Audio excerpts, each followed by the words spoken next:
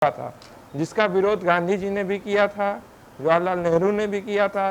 संविधान के अनुच्छेद नंबर 15 में यह लिखा, उसी के आधार पर आरक्षण दिया जाता, जो आधार बना है जातीय जनगणना का।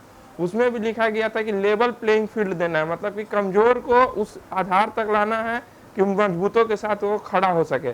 लेकिन जातीय जनगणना जो वर्तमान में बिहार सरकार के द्वारा हुआ है, उसका एक ही एक मकसद है कि हमको किस जगह पे किस जाति का लोग को खड़ा करना है, अपना सीट निकालना है, और वोट बैंक पॉलिटिक्स की तरह हो रहा है।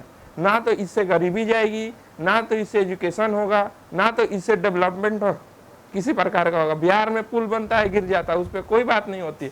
मैं विद्यार्थी परिषद के से जुड़ा हुआ हूँ। सरस्वती बीपीएससी का पेपर लीक हुआ, कोई नहीं। अभी बिहार पुलिस का पेपर लीक हुआ, कुछ नहीं। इसमें कोई कार्रवाई नहीं हो रही है। तो जातीय जनगणना करने से क्या फायदा? अगर हमारे यहाँ आज, और हम व्यावसायिक रूप से भी जुड़े हुए हैं, हमारे यहाँ गेहूं इतनी होती है, किसान केवल फायदा करता है, चले जाता है। और कहाँ मैन्युफैक्चर होती है? गुजरात में, महाराष्ट्र में, तेलंगाना में। वहाँ का जीडीपी बढ़ रहा है, हम लोग का यहाँ का जीडीपी पे कोई बात नहीं है। क्यों? क्योंकि केवल हम लोग को फ्री में देना है।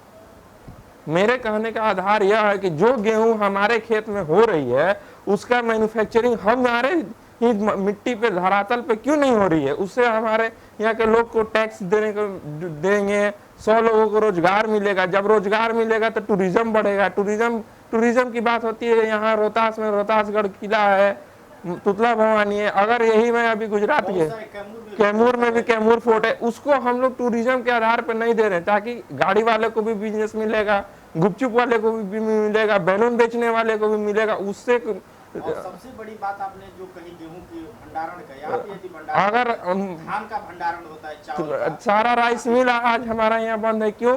बाजार नहीं है। सरकार को यह सोचना चाहिए कि जो टैक्स पे टैक्स दे रहा है, उसको हम बाजार दे, ताकि वो हमको और टैक्स दे। आपको जब तक टैक्स कोई नहीं देगा, तब तक आप बांटिएगा कैसे? गुजरात में गए थे तो वहाँ हम अभी 2-4 महीने गुजरात घूमने गया था, वहाँ पे बोर्ड लगा हुआ था कि leading GDP growth in country, मतलब ग्रोथ जीडीपी का सबसे ज्यादा गुजरात कंट्रीब्यूट कर रहा है। और हमारे यहाँ बिहार में क्या लगता है? विमल पान मसाला। क्यों? हम लोग जीडीपी में नहीं कर सकते? हम इस देश के नागरिक नहीं है? हम इस देश में कंट्रीब्यूट नहीं कर सकते हैं? नहीं लगता है। हम लोग यहाँ क्या लगता है? अमूल गोल्ड। क्योंकि हमारे यहाँ के लोग को इस तरह बनाया गया है कि तुम गेहूं बो, अब रहो, मैन्युफैक्चरिंग नहीं कर सकते हो। जैसे विदेश में पहले अंग्रेजों के जमाने में क्या हुआ?